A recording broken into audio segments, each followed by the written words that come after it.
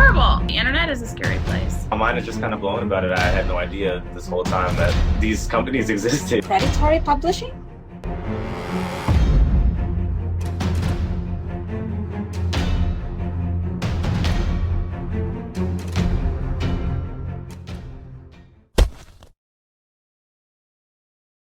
Collection of false information, inaccurate data, and other erroneous factors causing a questionable quality of academic journals are only some of the current problems arising from academic publishing. According to Professor McGowan from University of Ottawa, the whole point of publishing is to make research decisions. We need to know if the information is true and whether the information is valid. For the past decade, academic publishing has become increasingly difficult to tell real from fake. One of the root problems indicated in a research study by Shen and Bjork is the existence of predatory publishing, or the questionable marketing of academic publication, which have caused such bad reputation on academic publishing, particularly disregarding the peer review process and prioritizing more on profit making. Publishing without peer review is the most problematic failure in academic publishing. The validity and reliability of findings become questionable. Now, to understand this issue a bit further, let's talk about the two publishing paradigms in academia, the traditional paradigm and the open access paradigm. In a traditional publishing paradigm, let's say a researcher or a scholar has completed their research and they're ready to submit their article for publication in an academic journal. The publisher goes through the strenuous and extensive process of peer review, editing, and ensuring that the study done by the author follows ethical standards before they put it out for sale. For this process, it doesn't cost the author a dime, but it does cost a lot to run a journal. Publishers need to pay professionals to edit and format articles, marketing fees, and whatnot. Now, once the work has been published, the public can then buy the article or subscribe to the journal in which it appears. The publisher profits when the journal gets purchased or subscribed, but usually you can afford it, like universities or medical institutions, etc. The thing is, not everyone has access to these big institutions. Individuals in private research practice, for example, they will most likely only read abstracts and not purchase the article as they cost quite a bit. They may find ways to get access to these research by requesting for a free copy directly from the authors or using sites like researchgate.com. But this takes a lot of effort and time. So here's where the open access paradigm comes to play. In an open access paradigm, researchers or scholars are the ones who pay the publishers to publish their work in a journal that is accessible to the public, which means anybody can download their published article for free. Now you might ask, why would a scholar do that?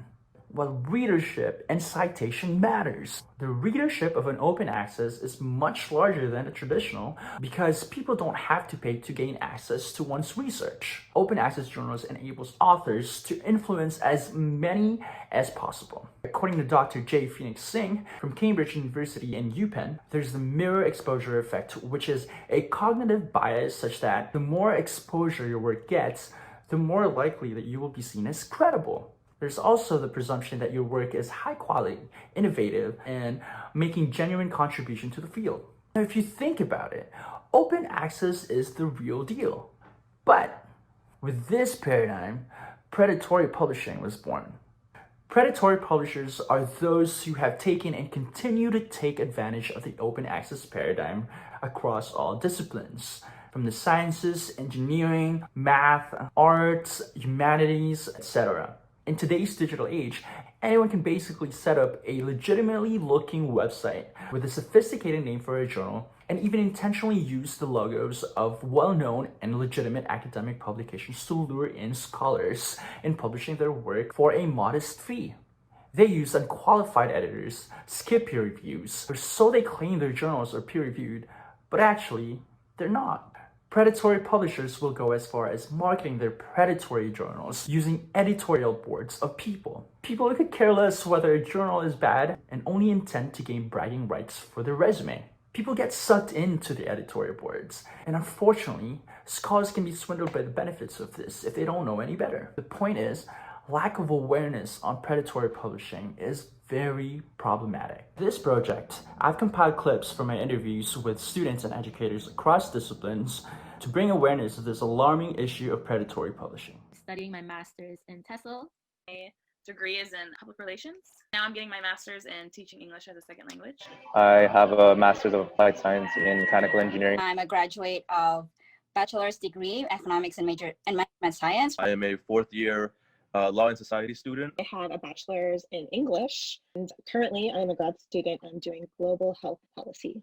My name is Jude. I studied science, environmental toxicology. The psychology major. I studied engineering. I studied elementary and special ed. I'm from England. The master's program is in international business, leadership and management. Have you ever heard of predatory publishing? Predatory publishing, no. You've never heard of predatory publishing ever in the academia? No. No. I have not. What is predatory publishing? Predatory publishing. I have not. No. Can you explain what predatory publishing is? I actually haven't. Predatory, no. Never heard of that. No. Predatory publishing? Predatory? No, it's my first time hearing it. I have not. Not. What is that? No, I have not. Now that you've heard about predatory publishing, what can you say about this issue? It's horrible. Like, is there bad in everything? The one thing that you thought would always be honest and truthful and correct. The internet is a scary place. Makes me question everything I read now.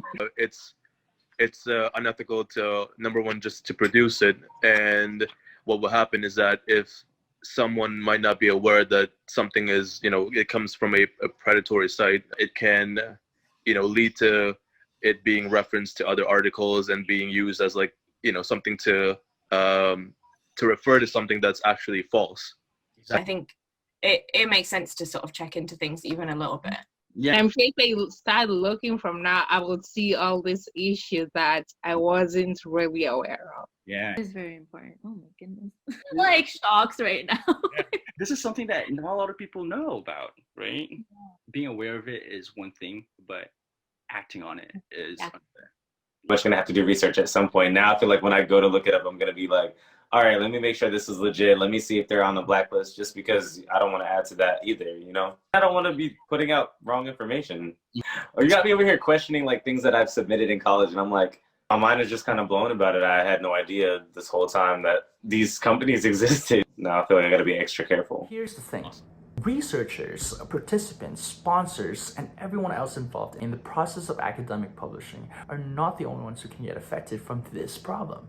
The public also matters. In fact, members of society should be highly considered in this matter, especially students who rely on academic journals for knowledge, and for the rest of the public who can be affected by the decisions and results of literature used for policy development. You have to understand, policymakers use literature as one of the resources in developing social policies. The development of social policies is highly dependent on studies produced within academic publishing. Flawed context within the literature can create a ripple effect and cause problems that would affect the public. Thanks for watching.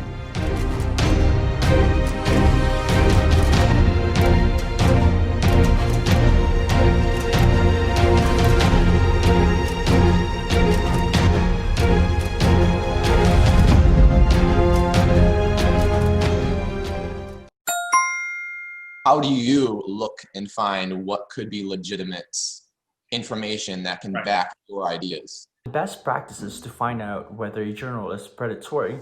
Based on my research, I would recommend you do your own research as well. Find out as much as you can on a journal. Do you know anyone you can trust and who knows the journal? How about professors who have extensive knowledge, or better yet, experience publishing with this publisher? If you notice that some of the articles are written by authors you respect in the field, and the ones you can put a little bit more trust into, but it also doesn't necessarily mean anything. Use your skepticism as your best friend, but don't be dismissive. You can ask yourself questions like, is the publisher's name indicated on their website? Can they easily be reached? Would you read the articles from the journal? Does the journal have legitimate policies regarding editing and peer reviewing? Does the journal explain the details of any fees to be incurred in the process of publishing? Do they claim to be affiliated with a recognized industry initiative such as Committee of Publication Ethics or COPE, or the Director of Open Access Journals? If yes, I think it would be a good idea to determine whether this affiliation claim is false or accurate.